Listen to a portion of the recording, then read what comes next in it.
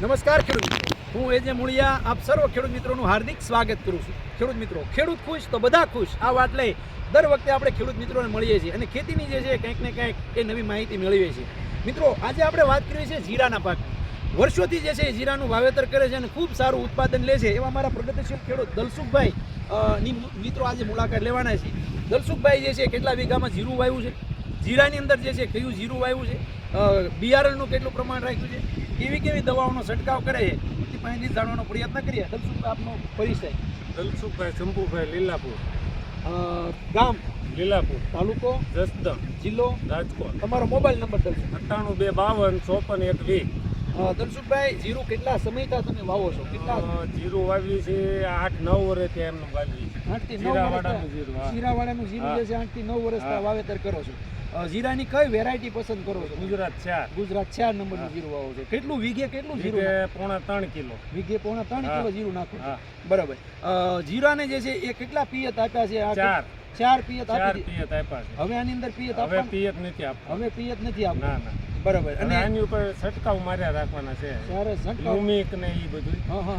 અને 3 છંટકાવ માર્યા, યુમિક ના અને પાવડર ના ને એના બધાના. હા. અને હવે યુમિક ના છંટકાવ મારવાના છે. બરાબર છે. ફૂગનાશક તરીકે જે છે આમાં તમે શેનો ઉપયોગ કરો છો? ફૂગનાશકમાં આપણે સાપ પાવડર ને એ બધું.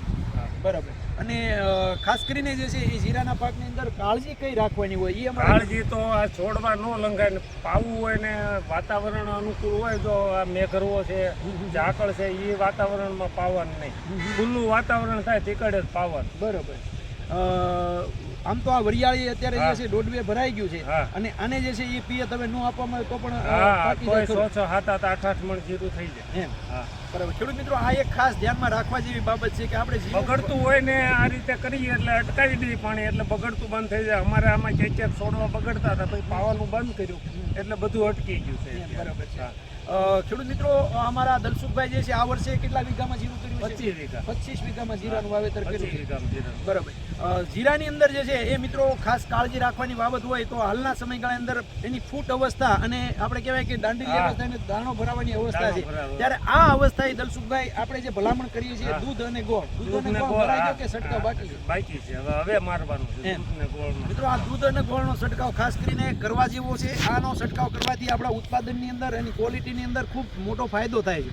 જે મિત્રો દૂધ અને ગોળનો ઉપયોગ ન કરે એમના માટે મિત્રો તમે વરદાનની ભલામણ આપણે કરવામાં આવે છે. તો આ વરદાન જે છે એક પંપમાં 25 ml નાખી અને વરદાનનો જે છે વીઘે 3 પંપ જાય એવી રીતે છંટકાવ કરી દેવામાં આવે તો એની અંદર જે છે વધારે પ્રમાણમાં ફાલ બેસાડી શકશું, એટલે કે ફૂલ ઉગાડી શકશું, ફૂલમાંથી ઝડપથી ફળોમાં કન્વર્ટ કરી શકશું અને સાથે સાથે જે ફાલ જે બેઠો છે એને ખર્ચો આપણે અટકાવી શકશું અને ક્વોલિટી વાળું ઉત્પાદન એ મિત્રો આપણે આ વરદાનથી બેસાડી શકશું. તો વરદાન જે છે એનો 600 રૂપિયા 500 ml નો ભાવ છે અને એનો પંપ 30 રૂપિયાનો પડે.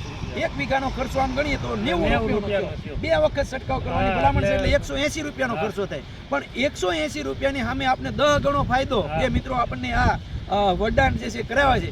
બજારમાં સૌથી સસ્તું અને સૌથી સારામાં સારી પ્રોડક્ટ આ મિત્રો વરદાન છે. તો એનો ઉપયોગ દલસુખભાઈ તમે કરજો અને એનો જે છે એનું પણ રિઝલ્ટ તમે જાણ કરશું. ખેડૂત મિત્રો, આની માહિતી માટે અમારો હેલ્પલાઇન નંબર છે 9231 93 93 ખેડૂત મિત્રો, ખૂબ સરસ મજાની માહિતી દલસુખભાઈ આપવા બદલ દલસુખભાઈ આપનો પણ ખૂબ ખૂબ આભાર.